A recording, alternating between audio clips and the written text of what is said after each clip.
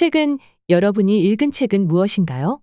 저는 여러 권의 책을 동시에 읽는 편이라 딱 한 권만 말하기는 어렵지만 현재 가장 재밌게 읽고 있는 책은 앤 라모트의 쓰기의 감각입니다.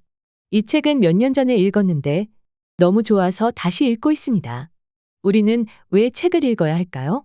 독서의 고수라 불리는 한근태 작가는 고수의 독서법을 말하다에서 책을 읽어야 하는 이유를 여러 가지로 설명합니다. 성장하기 위해, 자기 의견을 갖기 위해, 삶의 충만함을 위해, 말을 잘하고 글을 잘 쓰기 위해, 생각을 잘하기 위해, 정보를 얻기 위해, 그 자체로 즐거워서입니다. 독서가 주는 유익이 굉장합니다. 오늘은 고수의 독서법을 말하다를 통해 진짜 독서란 무엇인지, 어떻게 해야 하는지에 대해 알아보고자 합니다. 책만 읽는다고 해서 멋진 사람이 되는 건 아닙니다. 책을 읽는 것과 읽어서 아는 것과 아는 것을 실천하는 일은 차원이 다른 일입니다. 대부분은 읽기만 합니다. 남들이 모르는 걸 자신이 아는 걸로 나아졌다고 생각합니다. 책을 읽었으니 안다고 착각합니다. 제대로 알았다면 실천할 수 있어야 합니다. 더 나아가 자신이 배운 지식을 남에게 가르칠 수 있다면 그제야 안다고 말할 수 있습니다. 독서를 할 때는 자신이 잘 모르는 분야, 무관심한 분야의 책도 도전해 봐야 합니다. 편안한 안전지대를 빠져나올 때 생각이 성장합니다. 읽은 내용을 타인과 나누는 것도 중요합니다. 내 의견과 다른 의견을 들으며 사고가 확장되기 때문입니다. 독서는 자신과의 대화이기도 합니다. 책을 통해 저자의 생각을 읽으면서 자신을 되돌아보게 됩니다. 자신이 잘 살고 있는지, 지금 하는 일이 정말 내가 좋아하는 일인지, 나는 누구인지와 같은 근원적인 질문을 던지게 됩니다. 책은 인생의 나침반이 되어줍니다. 무엇이든 변화를 느끼려면 임계점을 넘어야 합니다.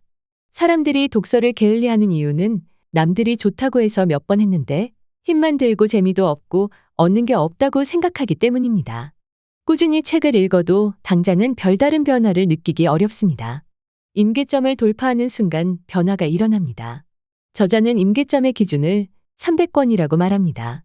매주 2권을 읽으면 3년이 걸리는 권수입니다.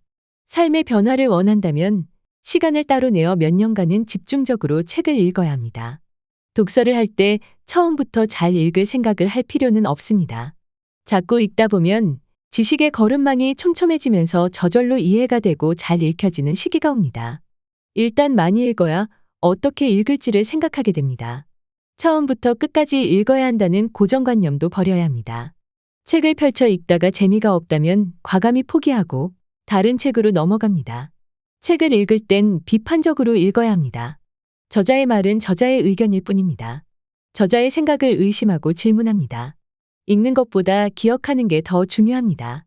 책에 줄을 긋고 필사를 하고 내 의견을 적어봅니다. 책을 읽으며 아이디어가 떠오른다면 바로 기록해야 잊어버리지 않습니다.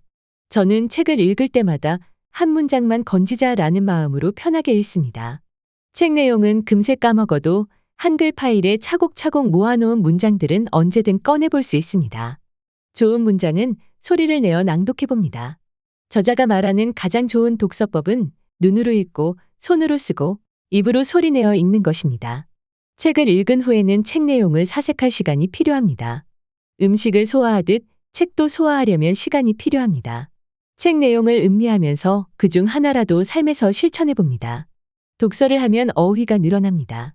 사용 가능한 어휘수가 500개인 사람과 5000개인 사람은 표현력과 전달력에서 차이가 날 수밖에 없습니다. 저자는 말합니다. 사용 가능한 어휘가 많다는 건 다양한 무기를 갖고 있는 것과 같다. 언어가 사고를 지배한다. 새로운 언어를 안다는 건 그 세계를 이해하고 있다는 뜻이다. 당연히 풍부한 어휘는 사고의 확대로 이어진다. 사고가 확대되면 예전보다 가능성이 많아진다. 똑같은 상황에 다양하게 대처할 수 있고 답이 보이지 않는 문제도 쉽게 답을 찾을 수 있다. 그게 생각의 힘이다. 세상은 변하는데 자신이 제대로 변하지 못할 때 불안이 엄습합니다. 불안을 없애는 최선의 방법은 미천 마련입니다. 직업이 없어도 은행 잔고가 두둑하면 덜 불안합니다.